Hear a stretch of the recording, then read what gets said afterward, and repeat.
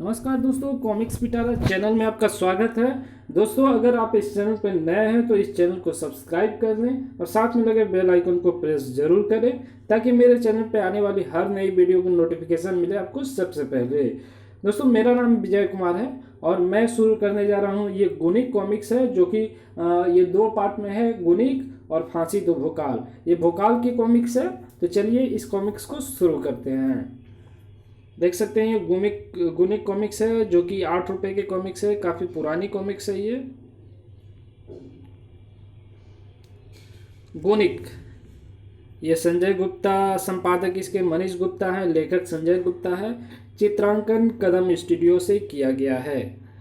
दरबारियों से खचाखच भरा हुआ था विकास नगर का राज दरबार, लेकिन फिर भी वहां मौजूद था ऐसा घोर सन्नाटा कि अगर सुई वहां गिरती तो ज्वालामुखी के फटने सा विस्फोट होता। और वो सन्नाटा था उस पिंजरे के कारण जो दरबार के बीचों बीच रखा हुआ था, और उस संदेश पत्र के कारण जो भोकाल के हाथ में थमा हुआ था। विकास नगर वासियों, बिना पिंजरा खोले इस सी को पिंजरे से बाहर निकालकर बुद्धि की धार दिखाओ या फिर तलवार की धार देखने के लिए तैयार हो। राजा सनकीदेव।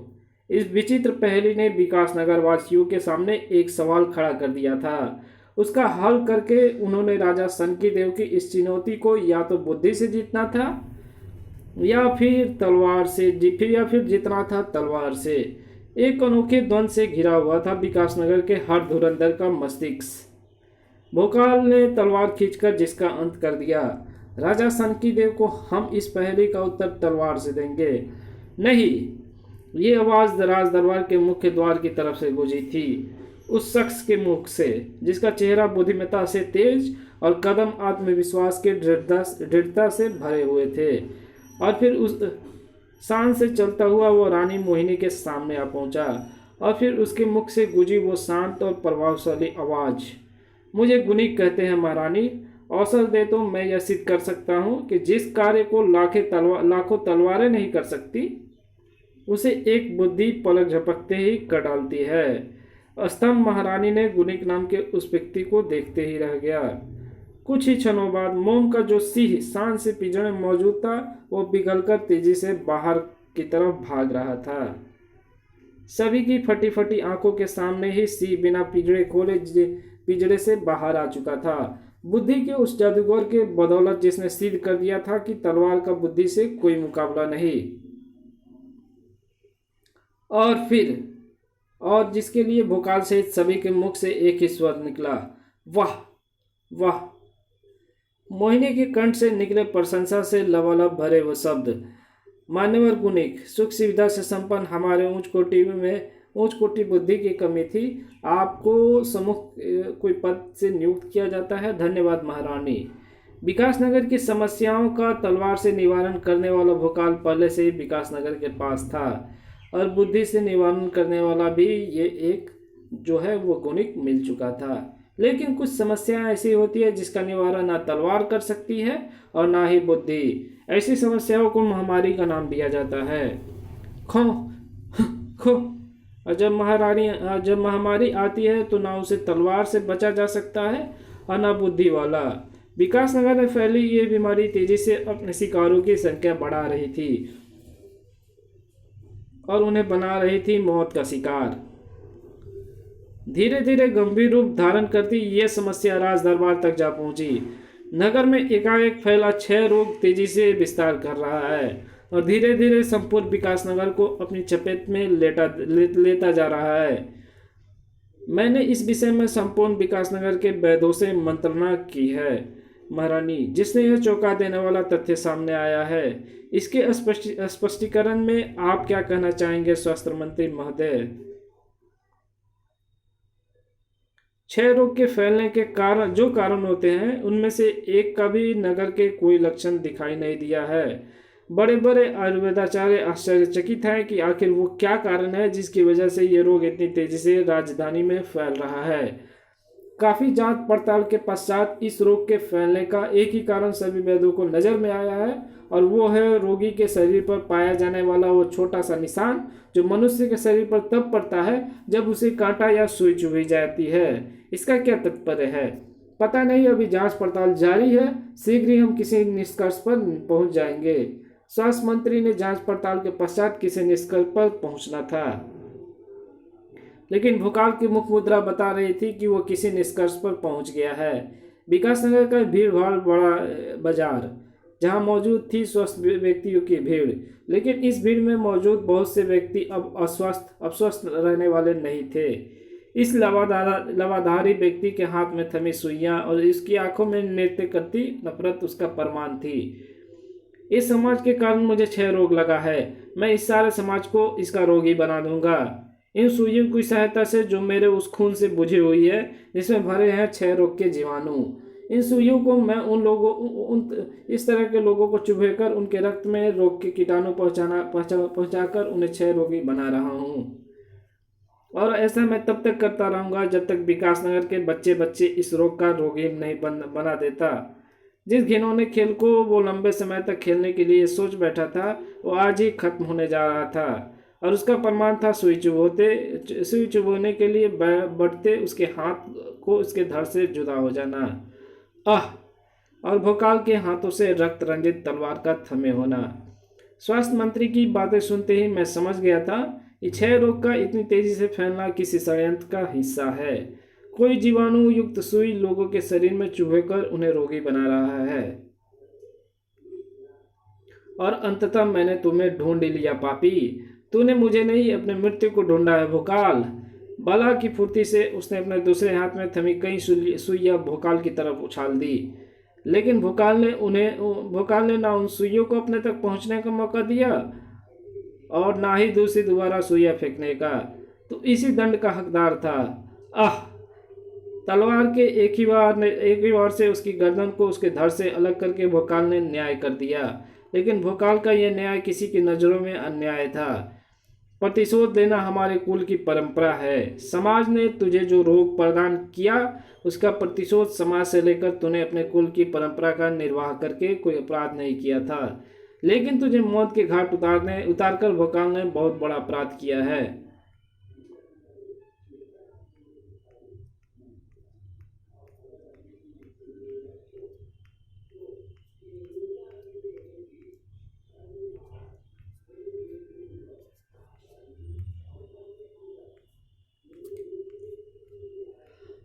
मैं सौगंध खाता हूँ, जब तक भोकाल से तेरी हत्या का प्रतिशोध नहीं ले लूँगा तब तक न मैं अन्न को हाथ लगाऊंगा न अपने केसों में गांठ लगाऊंगा। मेरे षड्यंत्रों में फंसकर तड़प कर मरेगा भोकाल। भोकाल के विरुद्ध कई षड्यंत्रों का ज्वालामुखी सुलग चुका था, जिसका विस्फोट जल्दी विकासनगर के राजदरबार में हुआ। सावधान, मैं 7 दिनों के अंदर रानी मोहिनी की हत्या कर दूंगा। अज्ञात हत्यारा, कौन है यह हत्यारा और वो हमारी हत्या क्यों करना चाहता है? यह पत्र किसी विक्षिप्त व्यक्ति के मस्तिष्कों की उपज लगती है। नहीं, इस संदेश को इतने हल्के ढंग से लेना ठीक नहीं है स्वामी। पत्र जिसने भेजा है वो इसी चाची जी की हत्या करना चाहता है। रूपसी का कहना एकदम उचित है महाबली, हमें इसे अत्यंत गंभीरता से लेना होगा महाबली। मैं आज ही सेनापति प्रवीण कुमार से मंत्रणा कर महारानी की कड़ी सुरक्षा व्यवस्था का प्रबंध करता हूँ।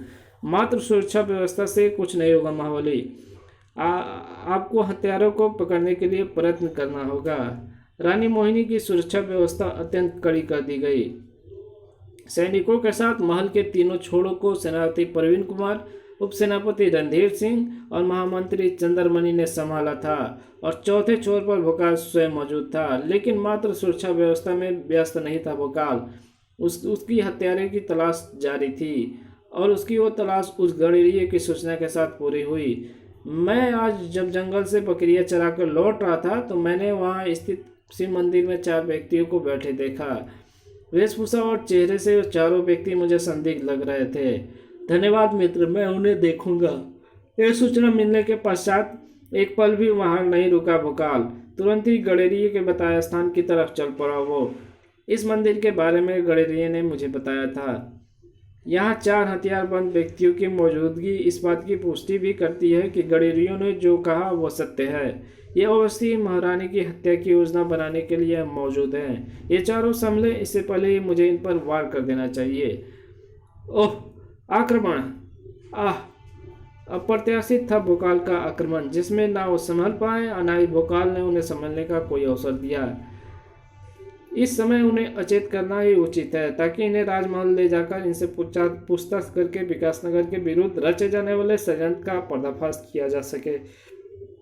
चारों को अचेत कर भोकाल उन्हें लेकर राजमहल की तरफ बढ़ रहा था, लेकिन उसे क्या मालूम था, जिस षड्यंत्र को वो फाश करना चाहता था उसका निशाना विकासनगर नहीं, वो खुद था। और उस षड्यंत्र में वो बहुत जल्दी ही फंसने वाला था, क्योंकि उस षड्यंत्र की आग अत्यधिक कड़ी सुरक्षा के बावजूद भी रानी मोहिनी तक जा पहुंची थी, उस व्यक्ति के रूप में जिसका उद्देश्य उसके हाथ में थमे चमचमाते खंजर के रूप में स्पष्ट नजर आ रहा था।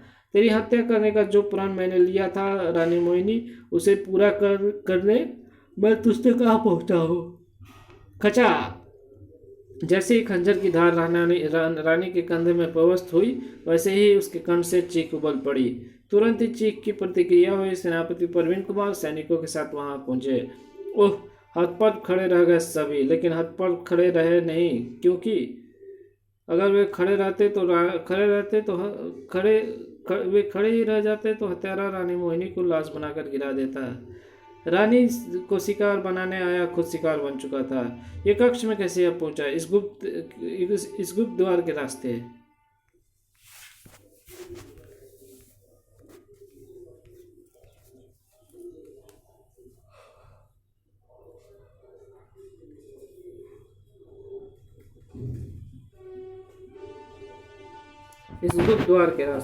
जंगल में स्थित शिव मंदिर में जाकर देखो, वहां मौजूद 4 व्यक्तियों की क्या स्थिति है। उन दृष्टियों के बारे में पता करने के लिए कहीं जाने की आवश्यकता नहीं है महारानी, मैं उन्हें यहीं ले आया हूँ। इन चारों की ये दशा किसने की? मैंने। ये चारों शिव मंदिर में आपकी हत्या की योजना बनाने में व्यस्त थे, इसलिए मैं इन्हें अचेत करके यहाँ लाया हूँ। ये तुमने उचित नहीं किया भोकाल। ये चारों उस गुप्त रास्ते की सुरक्षा हेतु तो शिव मंदिर में मौजूद थे, जो हमारे कक्ष से शिव मंदिर में जाकर ही खुलता है। ये हमारे अत्यंत विश्वासपात्र गुप्तचर सैनिक थे, इसलिए हमने उन्हें वहां तैनात किया था, लेकिन बिना कारण जाने तुमने इन्हें अचेत करके वहां से हटा दिया, और जिसका लाभ वो इस हत्यारे ने उठाया, वो हमारी हत्या करने यहाँ तक आ पहुँचा। भोकाल फटी फटी आंखों से हत्यारे को और सभी हैरानी से भोकाल की तरफ देख रहे थे। हर एक की दृष्टि में भोकाल के लिए प्रश्न मौजूद थे, जिन्हें तुरंत ही समझ गया भोकाल। अच्छा हुआ हत्यारे को सही समय पर समाप्त कर दिया गया। अगर वो महारानी का अहित करने में सफल हो जाता तो प्रश्न सभी की आंखों में मौजूद है, मेरे लिए उनका उत्तर देना कठिन हो जाता। राज विद्वान गुनिक ने बोलकर शांत किया प्रश्नों के उस तूफान को। जो कुछ हुआ हमें उसे भूल जाना चाहिए महारानी। अच्छा तो यही है कि आपकी हत्या करने से पहले ही हत्यारे को मौत के घाट उतारकर यह मामला समाप्त कर दिया गया। आप ठीक कर रहे हैं गुनिक महोदय। जो मामला राजमहल वालों के लिए समाप्त हो गया था, वो किसी और के लिए शुरू ही हुआ था। यह मेरे षड्यंत्र की समाप्ति नहीं है, आरंभ है भोकाल, क्योंकि अभी तो मेरे षड्यंत्रों के शिकंजे ने तुझे फंसाना आरंभ किया है। इन षड्यंत्रों की समाप्ति तेरे जीवन की समाप्ति के साथ ही होगी, और तुझे उस समाप्ति की तरफ ले जाएगा ये पत्र, जो एक बार फिर हिलाकर रख देगा सारे राज दरबार को। रानी मोहिनी, मेरे एक प्यादों को मारकर ये मत समझ लेना कि तेरे सिर पर मंडराता मृत्यु का काला साया टल गया। 7 दिन गुजरने में अभी 3 दिन बाकी है, और इतने ही दिन बाकी है तेरे जीवन के। तुम्हारे प्राणों का शत्रु, तुम्हारा वही अज्ञात हत्यारा, और इसका तात्पर्य हमारी हत्या का षड्यंत्र रचने वाला व्यक्ति अभी जीवित है। पहले की भांति अब वो आप तक ना पहुंचे, इसका प्रबंध तुरंत करवाइए महारानी। रानी मोहिनी की सुरक्षा के प्रबंध पहले से अधिक कड़े कर दिए गए। रानी मोहिनी जहां भी जाती थी, सैनिकों की एक बड़ी टुकड़ी उसकी सुरक्षा व्यवस्था देखती थी। ऐसा प्रतीत होता था कि जैसे विकासनगर का प्रत्येक सैनिक अपनी रानी की सुरक्षा में जुटा हो, लेकिन उसकी जरा सी चिंता नहीं थी अंधेरे में छिपकर उस षड्यंत्रकारी दिमाग के स्वामी को। हा हा हा हा हा, लगाओ विकासनगर की संपूर्ण सेना, रानी मोहिनी की सुरक्षा में लगाओ। परंतु रानी मोहिनी पर जो प्राणघातक आक्रमण होने वाला है उसे कोई नहीं रोक सकता। अब षड्यंत्र के जाल में पूरी तरह फंस जाएगा भोकाल। इधर भोकाल महारानी की वर्षगांठ के उपलक्ष्य में आज साय महारानी का विकासनगर के समस्त निवासियों के बीच नागरिक अभिनंदन किया जाना है। आज हमें इसका विशेष ध्यान रखना होगा कि कोई भी संदिग्ध व्यक्ति महारानी के पास ना पहुंच पाए। चिंता न करें महाबली, मैंने सारा प्रबंध कर लिया है। महारानी के पास जो भी पहुंचेगा उसकी पूरी तरह जांच पड़ताल की जाएगी। और रही सुरक्षा की बात, तो सुरक्षा व्यवस्था इतनी कड़ी है कि सैनिकों की नज़र से बचकर कोई चींटी भी महारानी तक नहीं पहुंच सकती। आज 7वां दिन है, यह दिन किसी तरह गुजर जाए तो चैन मिलेगा। आज मुझे भी पूरी तरह सतर्क रहना होगा। उसी शाम कहीं कोई गड़बड़ नहीं, सब कुछ सामान्य रूप से चल रहा है। ऐसे इतनी कड़ी सुरक्षा व्यवस्था के बीच हत्यारे यहाँ आने का कदापि साहस नहीं कर सकता। ओह, ये भाला कहाँ से आया है? किसने फेंका इसे? अरे, इस पर तो कोई पत्र बंधा हुआ है। देखो क्या लिखा है इसमें। भोकाल ने भाले से बंधा पत्र खोला। अब पत्र में लिखे शब्द को पढ़ते ही भोकाल ऐसे चौंका जैसे उसके हाथ में थमा पत्र एकदम दहकता अंगारा बन गया हो। सावधान महाबली, लाल पोशाक और पीली पगड़ी वाला गुलाब की जिस माला को महारानी के गले में डालेगा उसमें एक छोटा मगर अत्यंत विषैला सर्प छिपा हुआ होगा। वो उस सर्प से टसवा कर महारानी की हत्या करना चाहता है, तुम्हारा शुभचिंतक। ओह, भोकाल के शरीर में सनसनी सी दौड़ती चली गई। फिरकनी की भांति जब वो सामने मौजूद उस मंच की तरफ घूमा जहाँ रानी मोहिनी का अभिनंदन हो रहा था, वो उछल ही पड़ा। लाल पोशाक, पीली पगड़ी, गुलाबों की माला, वो व्यक्ति हत्यारा है। वो अपने हाथ में थमी गुलाबों की उस माला को महारानी के गले में डालने जा रहा है जिसमें विषैला सर्प छिपा हुआ है। मुझे उसे रोकना होगा और मेरे पास मात्र एक क्षण है, इसलिए उसे रोकने का इससे अच्छा साधन और कोई नहीं होगा। इधर भोकाल के हाथ उस छुटकर भाला सनसनाया। उधर लाल पोशाक और पीली पगड़ी वाले के अधरों पर मुस्कान खिल बैठी। उसने तेजी से माला रानी मोहिनी के गले में डाला और चीखती हुई रानी मोहिनी को इतने धक्का दे दिया। बचिए महारानी। इधर महारानी नीचे गिरी और उधर उसके सीने के आर पार हो गया वह भाला। और यही चाहता था वो, जिसके हलक से वैसे ठहाकों का तूफान उबल रहा था। हा हा हा हा, ते मेरे षड्यंत्रों के जाल में आज पूरी तरह फंस गया भोकाल। अपने लाख प्रयत्नों के बाद भी वो अपने आप को निर्दोष सिद्ध नहीं कर सकता। भोकाल को अपने षड्यंत्र में फंसाने के लिए मैंने अपने दो प्रिय पुत्रों को खोया, एक रानी मोहिनी के कक्ष में और एक नागरिक अभिनंदन स्थल पर। इसलिए मुझे भोकाल के साथ साथ उसके 2 प्रियों के भी प्राण चाहिए। और ऐसा होगा तभी मेरे पुत्रों की आत्माओं की शांति मिलेगी। तभी